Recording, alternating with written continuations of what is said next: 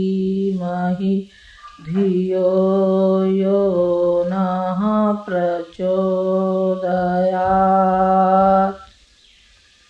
बेटियों, आत्मीय प्रज्ञा परिजनों, उपासना जीवन का बहुमूल्य निधि है और उस निधि से हट जाते हैं तो खोखले रह जाते हैं, निर्जीव रह जाते हैं। उपासना आत्मा की भूख है और आत्मा की भूख, जब तक आत्मा को खाना नहीं मिलता है तो वो तृप्ति नहीं होती आत्मा की। दिमाग की भूख बौद्धिक भूख होती है और आत्मा की जो भूख होती है वो उपासना होती है। और उपासना होती है वो तो जो भगवान के पास बैठना, समीपता, बड़े व्यक्ति के समीप बैठते हैं तो वही छाया हमारे ऊपर पड़ती है और हमारा भी उतना ही महत्व हो जाता है जितना कि बड़े व्यक्ति का होता है, प्रधानमंत्री का होता है और राष्ट्रपति का होता है। जो उस समय उनके समीप होते हैं तो उतना ही सम्मान उसको मिलता है, उससे कम नहीं मिलता है। भगवान हमारा उससे भी ऊंची सत्ता है और भगवान हमारा राष्ट्रपति का राष्ट्रपति है, प्रधानमंत्री का प्रधानमंत्री है। जब हम उससे मिल जाते हैं, भगवान से जब मनुष्य मिल जाता है तो भगवान का ही स्वरूप हो जाता है, उसमें कोई भी अंतर नहीं होता। जैसे कीट और भृग, जब भृगु आवाज देता है अपनी भाषा में तो कीट उसके पास दौड़ता हुआ चला जाता है, उसमें मिल जाता है, कीट उसमें मिल जाता है। और नाला, पहले वो गंदा होता है और जब गंगा में मिल जाता है तो गंगा का स्वरूप हो जाता है। कौन? नाला। गंगा जब निकलती है, गौमुख से निकलती है तो उसका दायरा छोटा होता है, छोटा सा मुंह होता है और उसमें से प्रवाहित होती है गंगा की विशालता। जैसे जैसे गंगा प्रवाहित होती जाती है वैसे वो फैलती चली जाती है, कहाँ तक फैलती है। और नदी और नाले, जितने गंदे गंदे नाले उसमें आते चले जाते हैं वो भी गंगा हो जाते हैं और जाकर में वो समुद्र में विलीन हो जाती है। कौन? गंगा एक छोटे से उसमें से निकल रही थी, तब तक उसका कोई अस्तित्व नहीं था, कोई उसका वजूद नहीं था। और जब वो गंगा विश्व मानव के लिए जब बहती गई तो सारे समुद्र में समा गई और भगवान शंकर की जटा में समा गई। भगवान शंकर ने गंगा को अपने सिर पर धारण किया था। गंगा प्यारी थी। गंगा भगवान को भक्त बहुत प्यारा होता है, प्राणों से ज्यादा प्यारा होता है, बशर्ते उसका समर्पित जीवन होता है तब। और समर्पित जीवन नहीं होता है तो भक्त कैसे हो सकता है? भक्त वो होता है जैसे एक था सेठ था और एक था ब्राह्मण के कुछ रुपए उस सेठ पर थे, बकाया थे। से उससे कहा, उसने ब्राह्मण ने कि मेरे जो रुपए हैं आप देंगे क्या? आप दे दीजिए, मेरी लड़की की शादी है। उसने बहाना बना दिया। उसने जब बहाना बना दिया तो बहुत दुखी हुआ गरीब ब्राह्मण और ये बात राजा तक पहुंची तो राजा ने कहा कि ब्राह्मण, कल हमारी सवारी निकलने वाली है और तुम फलानी दुकान के सामने वहां बाजार में आप मिल जाना। जहाँ राजा ने बताया था उसी स्थान पर ब्राह्मण मिल गया।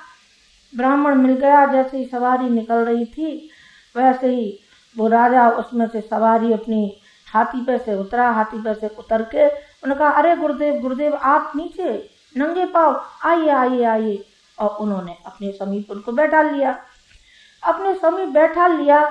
तो उस सेठ ने जब उसको देखा ब्राह्मण को तो बहुत परेशान हुआ और आगे चल करके जैसे ही थोड़ा और आगे सवारी बढ़ी तो राजा ने कहा कि बस अब आप उतर जाइए, आपके भाग्य का होगा तो मिल जाएगा। मेरी बात खत्म हो गई। दूसरे दिन वो सेठ आया, 1000 रुपये थे उसके सेठ के ऊपर ब्राह्मण के, और उसने वो 1000 रुपया वो दिया और ऊपर से 1000 रुपया और दिया। किसने दिया? उस सेठ ने। क्यों दिया? क्योंकि वो राजा के समीप था और राजा गुरु संबोधित कर रहा था। और जिस भगवान को हम अपना पिता कहते हैं और सर्वशक्तिवान है, उसके समीप जो हम बैठे तो हम सारे विश्व के मालिक हो जाएंगे। भगवान ने जो शरीर रूपी में जन्म दिया है तो उसने न मालूम क्या क्या तमन्नाएं रखी होंगी। भगवान के हाथ नहीं है, भगवान के पाँव नहीं है, भगवान की आंखें नहीं है। भगवान ने शरीर दिया है मनुष्य को और कहा है बेटे जा इस दुनिया के संग्राम में तू जा, और मेरे आंख नहीं है तेरे आंखें हैं, मैं कुछ कर नहीं सकता हूँ, तू कर सकता है, शक्ति मैं दूंगा तुझे, तू कर। और जब ना उम्मीद होता है तो भगवान भी पछताता है, और व्यक्ति के हाथ में तो कुछ लगता ही नहीं है। तो मैं कह रही थी भगवान की भक्ति के लिए कि भगवान में भक्त मिला लेता है तो वो भगवान का ही स्वरूप हो जाता है। समर्पण जब तक समर्पण नहीं किया जाएगा, जैसे पत्नी समर्पण कर देती है, जिस दिन से आती है अपने पति का सारा पिछला जीवन भूलती हुई चली जाती है। कल जो लड़की सूट बूट पहने फिरती थी, बाल कटाए फिरती थी, कहना नहीं मानती थी, और दूसरे ही दिन से उसका काया पलट हो गया। कैसे हो गया? वो हो गया उसके समर्पण से, पति के लिए वो समर्पण हो गई। तो फिर क्या होगा? पति का जो भी संपत्ति थी उसकी वो स्वामिनी हो गई। पत्नी डॉक्टर की डॉक्टरनी हो जाती है। कहिए MBBS किया है क्या आपने? नहीं, MBBS तो नहीं किया है, तो फिर आप डॉक्टरनी कैसे हो गई? हम डॉक्टर की पत्नी है इसलिए हम डॉक्टरनी हो गई, सेठ जी की है इसलिए सेठानी जी हो गई, और पंडित जी की है इसलिए पंडितानी हो गई। कहिए आपने ज्योतिषी पढ़ी है क्या? ज्योतिषी तो नहीं पढ़ी है, पर चूंकि हम पंडितानी है अर्थात उनकी पत्नी है इसलिए हम पंडितानी है। तो उस परम ब्रह्म के हम पुत्र और पुत्रियां हैं। यदि हम उसके समीप हो जाए तो फिर हम वही हो जाएंगे जैसा कि मैंने अभी बताया है। पहले समर्पण पहले दिया जाता है, लिया नहीं जाता है। वो तो मिलता ही है, 2 हाथ से दिया जाता है, 1000 हाथों से मिलता है। गुरु जी ने कई बार उदाहरण दिया है कि भगवान हमने कहा भगवान से, और भगवान ने हमसे कहा बेटे कुछ मांगना है क्या? अपने बच्चों के लिए मांग ले, अपनी पत्नी के लिए मांग ले, अपने लिए मांग ले, तूने इतना तप किया है। बराबर इस बात को उन्होंने ठुकराते ही रहे। मैं तो ठुकरा नहीं कहूँगी, ठुकराना बड़ा शब्द होता है, लेकिन मुझे कहने दीजिए और कहना चाहिए भी मुझे। उन्होंने हमेशा कहा भगवान मुझे कुछ नहीं चाहिए, मुझे आपकी आज्ञा चाहिए। गुरुदेव से कभी मांगा क्या? गुरुदेव से कभी नहीं मांगा। उन्होंने कहा गुरुदेव आपकी आज्ञा ही मेरे लिए सर्वोपरि है, आप मांगिए तो सही, आप बताइए तो सही। आपने तो मुझे सब कुछ दिया है, मेरे पास जो भी कुछ है सब आपका है, मैं तो आपके लिए समर्पित हूँ। कहा बेटे तू मेरे लिए समर्पित है तो देख मैं बोल नहीं सकता, तेरे अंदर वाणी है, तेरे अंदर हाथ है, तेरी अकल है, तेरी आंखें हैं। मुझे चाहिए तेरी अकल, और चाहिए तेरे हाथ, और चाहिए तेरी आंखें, जिसके द्वारा जो मैं समाज को और राष्ट्र को और सारे विश्व में मैं चाहता हूँ एक हलचल मनुष्य जाति के अंदर, मानव जाति के अंदर, वो मुझे चाहिए। उन्होंने कहा गुरुदेव बस तेरा तुझको सौंपता क्या लागत है मुझ, और मुझे क्या आपत्ति है गुरुदेव, सब कुछ आपका ही है। तो आप नहीं समझते क्या? लाखों गुना, करोड़ों गुना, मैं तो कहूँगी करोड़ों गुना उनका अनुदान बरसता रहा, अभी भी बरसता है। पत्नी के लिए मांगा होता, बच्चों के लिए मांगा होता, अपने लिए मांगा होता तो एक सीमित दायरा होता, एक सीमित होते, और जो आज जितना विशालता की ओर बढ़े वो विशालता नहीं होती। जब मनु भगवान गंगा नहाने गए तो गंगा जी में से एक मछली मिली। मछली हाथ पे रख ली और उसे दुलारने लगे।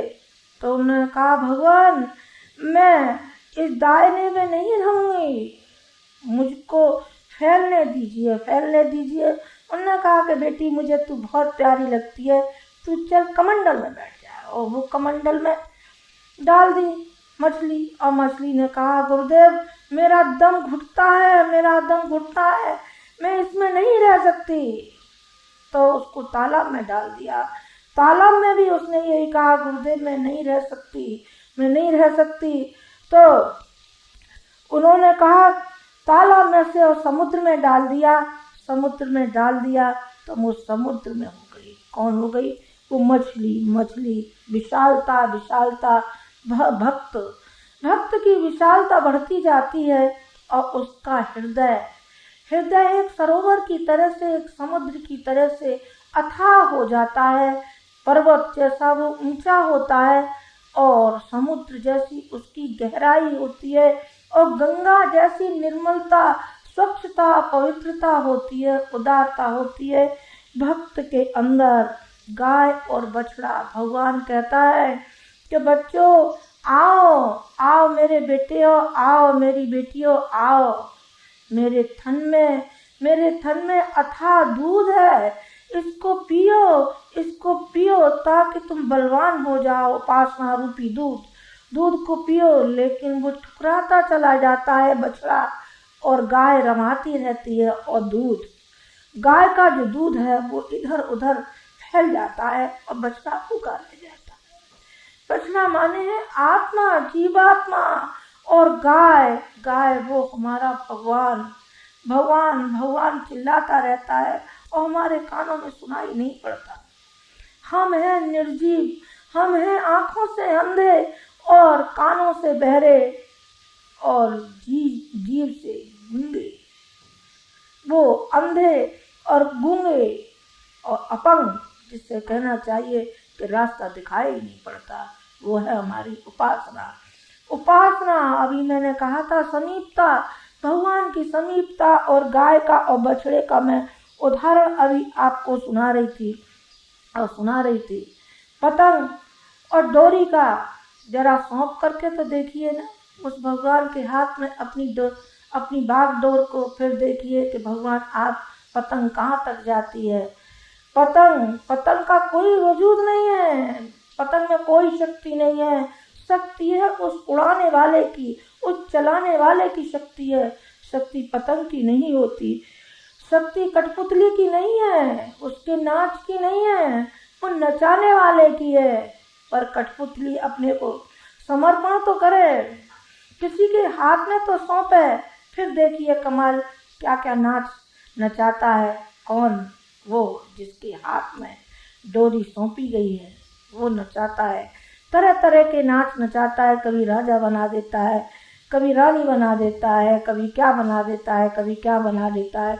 कौन बना देता है? जिसके हाथ में डोरी बंधी है, जीवन की डोरी अपनी सौंपिए उस भगवान के हाथ में, और फिर पाइएगा अनेक गुना अनुदान पाइए उससे।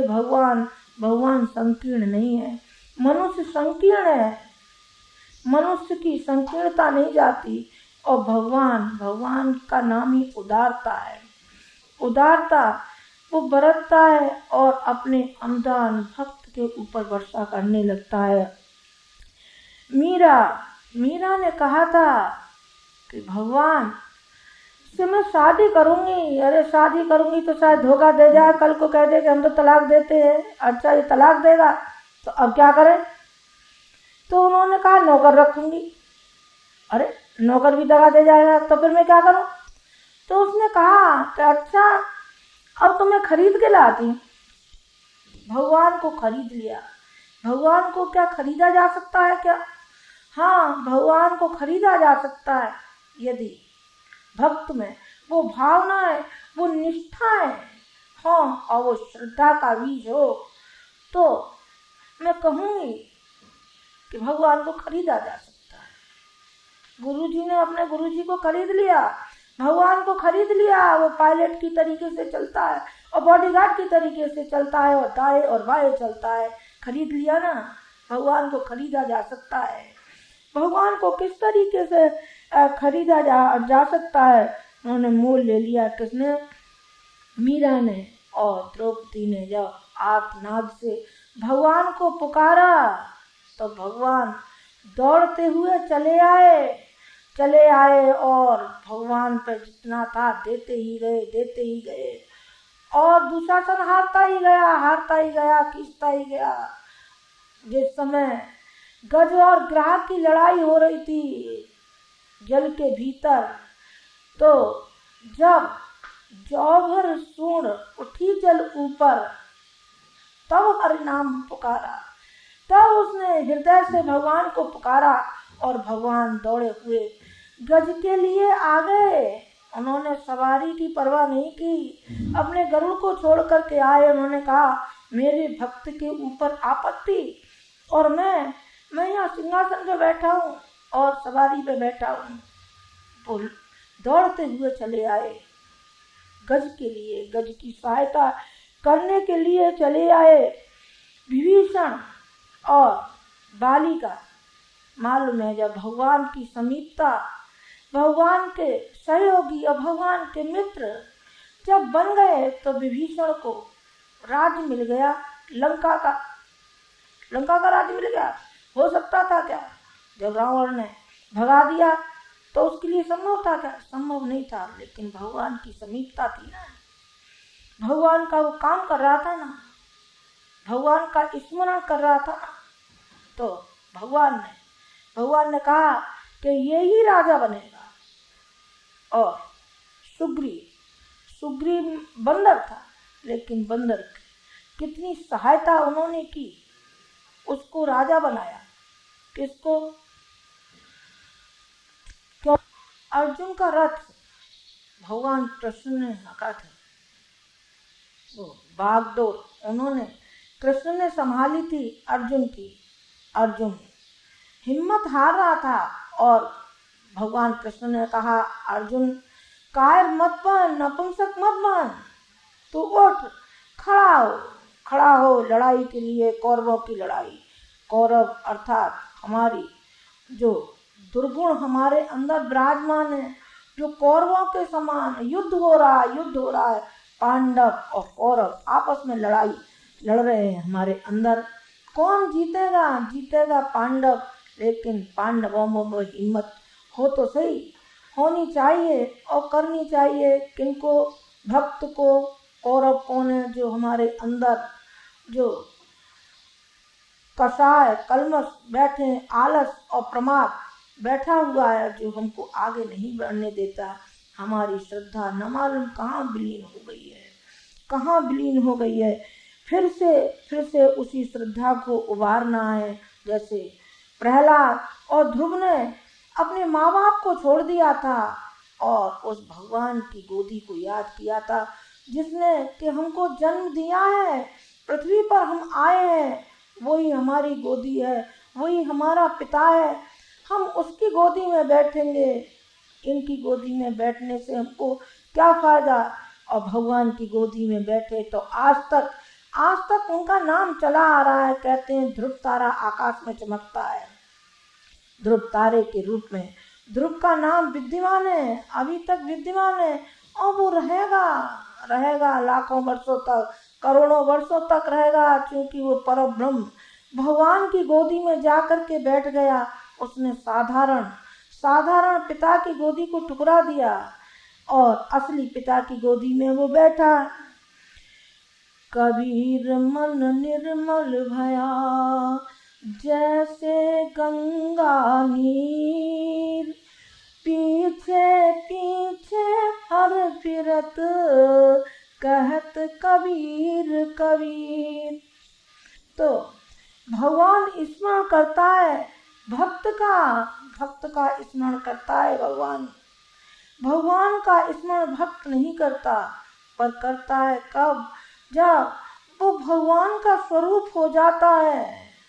लाली मेरे लाल की जित देखूं मुत लाल, लाली देखन में चली मैं भी हो गई लाल।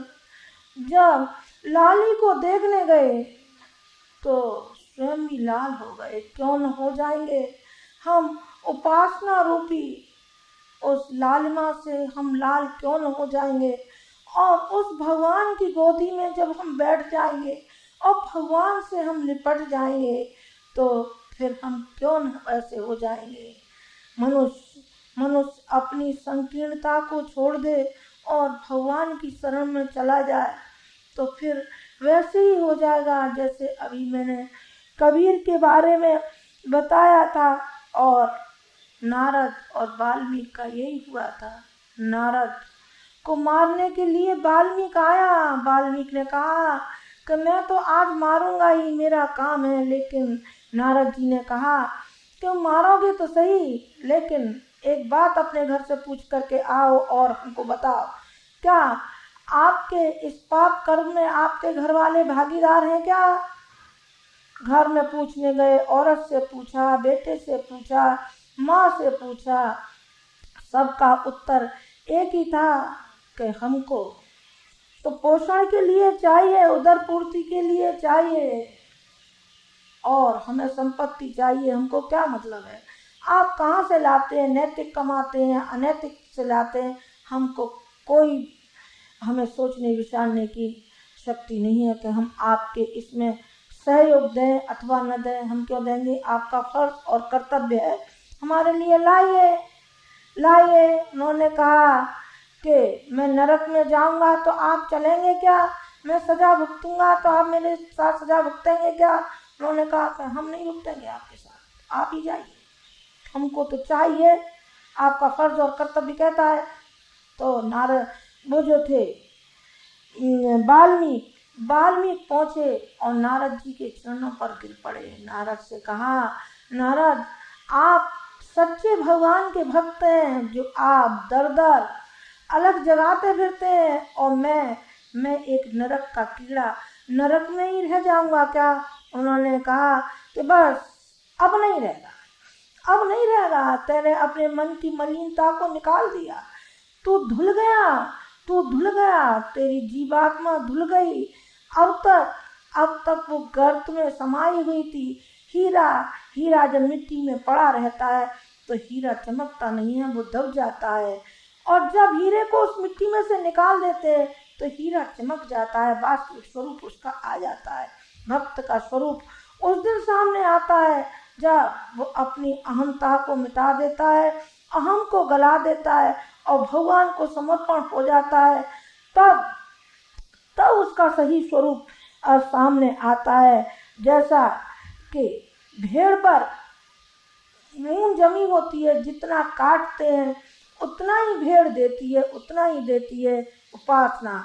जितना हम अपनी जीवात्मा की मलिनता के लिए हम उसको करेंगे, उतनी हमारी जीवात्मा की सफाई होगी और उसी अनुपात से मिलता ही चलेगा। जैसे ऊन, भेड़ के ऊपर से ऊन मिलता ही चला जाता है, इसी प्रकार भगवान की जो अनुदान है भगवान का, वो हमको स्वतः ही मिलता चला जाएगा। मांगना नहीं पड़ेगा, मांगना नहीं, भिखारीपन नहीं। मनुष्य भिखारी है ही नहीं, वो तो भगवान का बेटा है, वो तो स्वयं ही अधिकारी है भगवान की उस दौलत का। कौन सी दौलत का? जो संसार रूपी दौलत हमारे हाथ में सौंपी है, भगवान ने सौंप दिया है। सब कुछ कहते हैं लोग, भगवान सब सौंप दिया आपके हाथों में। मैं कहूँगी कि भगवान ने सब सौंप दिया हमारे हाथों में, हम उसे उजाड़े या उसको संभाल करके रखें। संभाल के रखेंगे तो वो हमारी धरोहर है, हम उसको और खूबसूरत बनाएंगे। उस बगीचे में तरह तरह के पौधे लगाएंगे, फूल लगाएंगे, जो कि भगवान ने हमको सौंपा है। ये संसार रूपी बगीचा और ये मानव रूपी फुलवारी जो मानव जाति हमारे हाथ में सौंपी है, उसकी सेवा के लिए जिस तरीके से रामकृष्ण परमहंस थे और एक पादरी गए, पादरी ने कहा कि कहीं भगवान है क्या, हमको दिखाओगे क्या? उन्होंने कहा चलिए अभी मैं भगवान के समीप ही जा रहा हूँ, मेरी भगवान से मिलने का समय हो गया है। उन्होंने कहा भगवान से मिलने का समय हो गया आपका? भगवान कहाँ है, कहीं दिखाई दे रहा है क्या, आपको दिखाई देता है? उन्होंने कहा तुम अभागे हो, अभागे, और मैं भाग्यशाली हूँ, मुझे भगवान हर समय दिखाई देता है, मेरी भुजाओं में दिखाई देता है, मेरी अकल में दिखाई देता है, मेरे पाँव में दिखाई देता है, और भगवान मेरे रग रग में समाया हुआ है। भगवान का तेज और ओजस मेरे अंतःकरण में इस तरीके से झिलमिलाता रहता है जैसे रोशनी, जैसे बल्ब चमक देता है, सूरज और चंद्रमा चमक देता है, इसी तरीके से मेरे हृदय में भगवान की रोशनी हर समय समाई रहती है। चलो मैं भगवान को दिखा करके लाता हूँ। और गए और जा करके एक कोड़ी को उन्होंने साफ किया, उसके मवाद निकाला, मल्लम पट्टी की, को साफ सुथरा किया और खिलाया पिलाया उसको।